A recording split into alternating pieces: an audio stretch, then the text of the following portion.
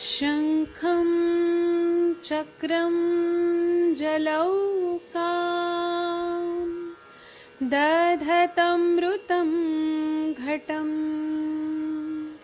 चारुदौर्भिश्चतुर्भिः सूक्ष्मं स्वच्छातिरुद्यं शुकपरिविलसनम् मौलिमम्बोजनेत्रं कालाम्बोद्योज्ज्वलाङ्गं कटितटविलसश्च चारुपीताम्बराढ्यं वन्दे धन्वन्तरिं तव निखिलगदमिव प्रौढदावाग्निलीलम् प्रौढदावाग्निलीलम्। कोई भी सपना साकार करने के लिए सबसे जरूरी है सही कोच का होना। चुनिए आयुष दर्पण डिजिटल को और करे अपनी क्लिनिकल आयुर्वेद सीखने का सपना साकार। Download the app now.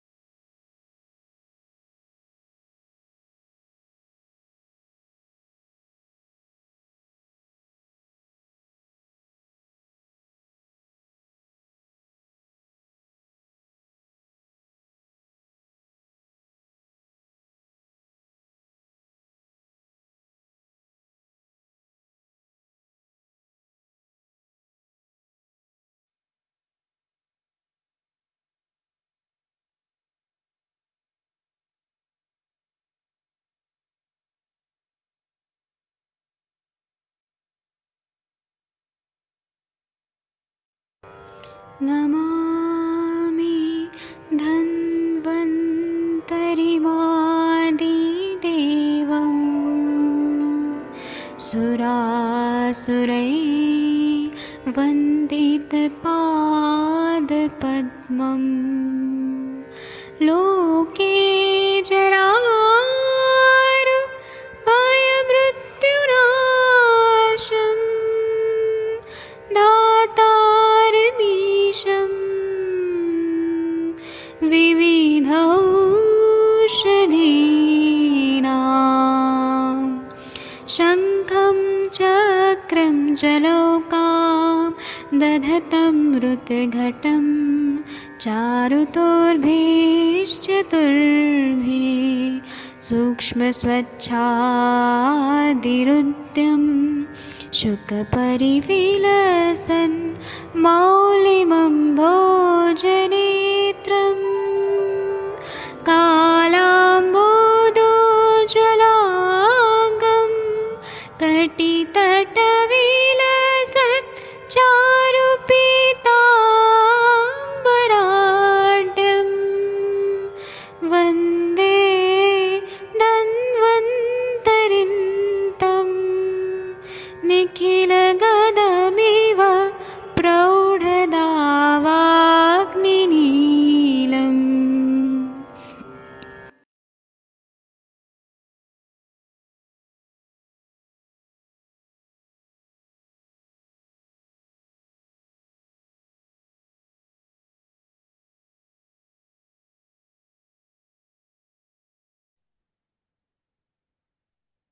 सभी को नमस्ते। मैं वैद्य सुजाता स्वागत करती हूँ आप सभी का मेरे साथ आयुष दर्पण के प्लेटफॉर्म पर।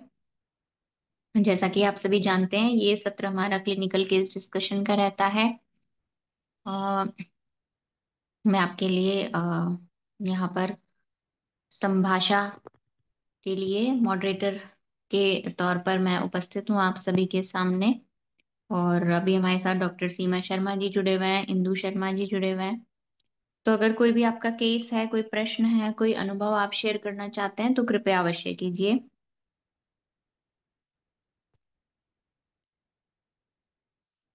आप अनम्यूट कर पाएंगे खुद को।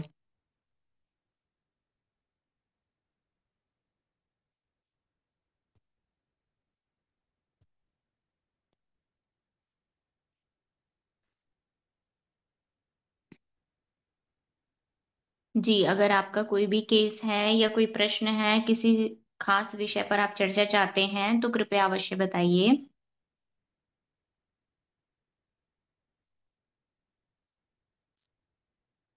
अ, मैं एक केस डिस्कस करती हूँ फिर। एक पेशेंट हैं जो कि प्रेग्नेंट है अभी, फीमेल, और 12th वीक पेशेंट का चल रहा है। और पेशेंट अभी कनाडा में है, जहाँ का टेम्परेचर बहुत ही कम है। स्नोफॉल भी वहाँ शायद हो रहा है अभी। तो पेशेंट को प्रॉब्लम है रिकरेंट कोल्ड कफ की, और खांसी कुछ ज्यादा है, जो कि प्रेगनेंसी में एक बड़ी प्रॉब्लम की कंडीशन है। तो जब हिस्ट्री ली तो समझ में आया कि एक तो हालांकि पेशेंट बाहर नहीं जाती हैं, और घर पे ही वर्क फ्रॉम होम जैसा चलता है, और अंदर टेम्परेचर मेंटेन करके रखते हैं वो। लेकिन फिर भी हिस्ट्री से जो एक चीज निकल के आई कि पेशेंट जो है वो फ्रूट्स ज्यादा डाइट में ले रही हैं। और फ्रूट्स जितने भी हैं ये स्पर्श में शीत होते हैं। तो अगर ठंडे मौसम में शीत स्पर्श वाले फ्रूट्स का सेवन किया जाए डायरेक्ट वैसे ही, तो वो अ, वात प्रकोपक बन सकते हैं। जैसा कि आयुर्वेद में हम प्रतिश्याय की संप्राप्ति को अगर देखें, तो आचार्य सुश्रुत ने बताया, वातम प्रतिश्यायम गमनम वा, वात की ओर जाना, किसका, किसी दूसरे दोष का। तो यानी प्रतिश्याय, जुकाम खांसी अगर है तो वो बिना वात प्रकोप के नहीं हो सकती। और वो वात प्रकोप विशेष करके हमारे उत्तमांग में, ऊपर के हिस्से में होना चाहिए।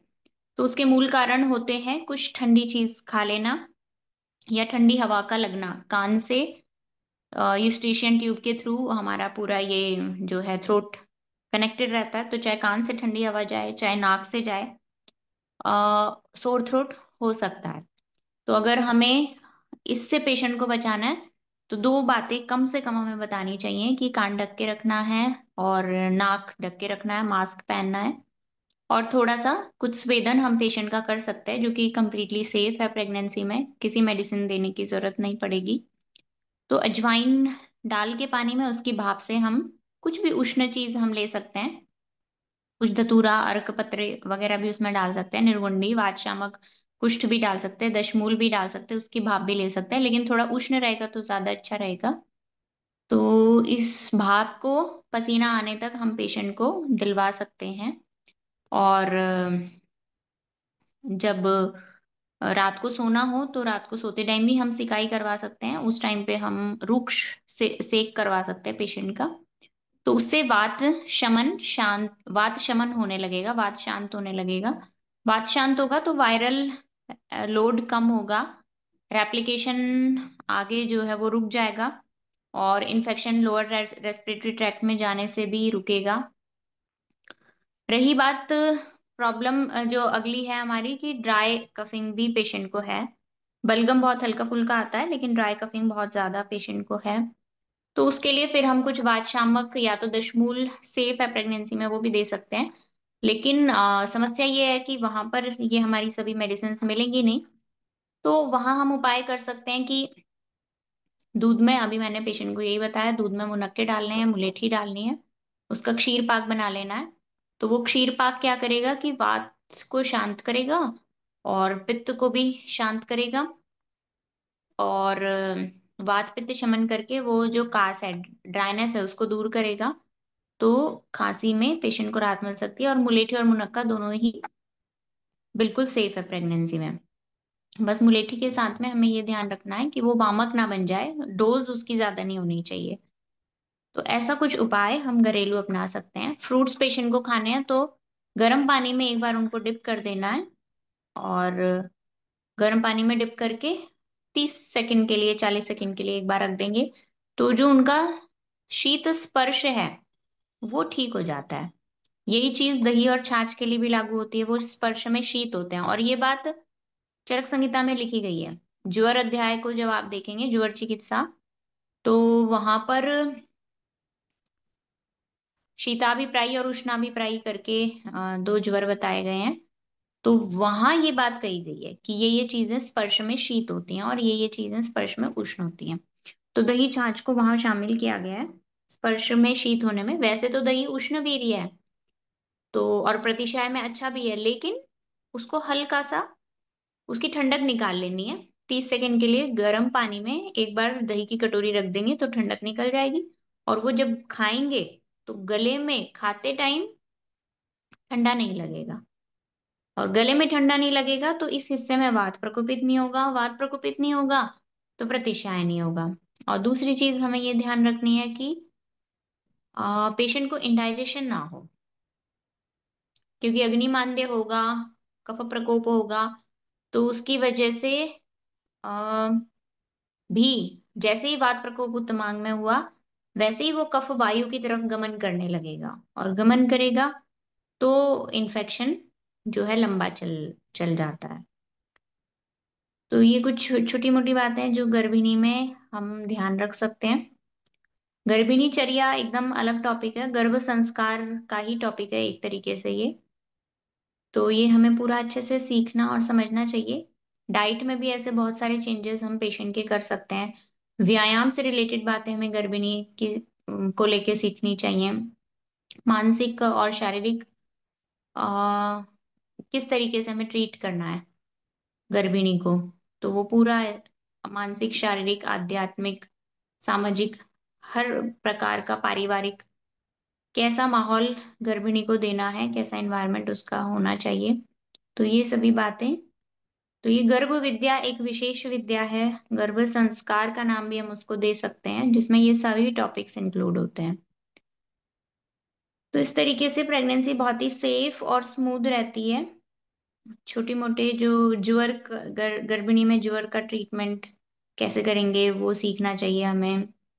ब्लीडिंग अगर हो रही है तो उसको कैसे रोकेंगे, खांसी जुकाम है तो उसको कैसे मेंटेन शांत करेंगे, बीपी ब्लड प्रेशर है, पैरों में सूजन है, या फिर नींद ना आने की समस्या है, सांस फूलने की प्रॉब्लम है, थायराइड कम ज्यादा हो गया, तो ये सभी चीजें गर्भिणी में बहुत ही आम हैं। और इनको हमें आयुर्वेद के हिसाब से कैसे देखना है, दोषों के हिसाब से कैसे समझना है, और उनका ट्रीटमेंट कैसे करना है, ये बहुत ही इम्पोर्टेंट एक एस्पेक्ट है आयुर्वेद का। तो ये आज केस आया था, मुझे ध्यान था तो इसलिए मैंने ये शेयर किया। अगर आप भी कोई केस शेयर करना चाहते हैं, अपना कुछ प्रश्न पूछना चाहते हैं तो जरूर पूछ सकते हैं, या अपना कोई अनुभव शेयर करना चाहें तो कृपया अवश्य कीजिए। आप खुद को अनम्यूट कर पाएंगे।